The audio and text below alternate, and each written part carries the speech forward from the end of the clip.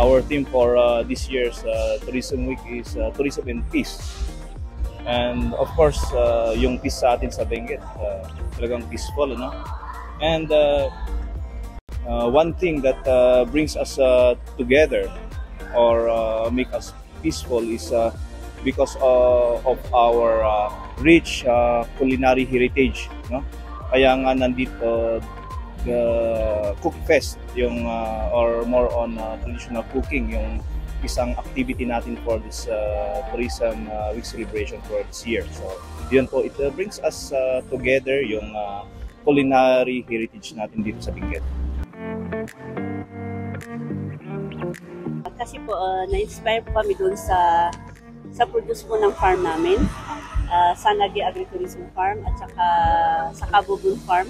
Meron po kasi kami ng mushroom, meron din kaming ava, meron din kami na rin po ang gumawa ng aming kiniing, at saka lahat po ng most na nagamit doon is galing po sa farm.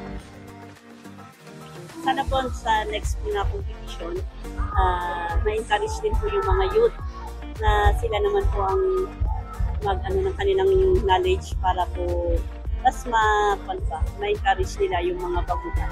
Yung mga next itong generation, sana po i-value nila yung nakikita nilang mga halaman sa paligid na pwede pala yung mga kahoy o yung mga plants na edible na kinakain ng mga ninuno noon.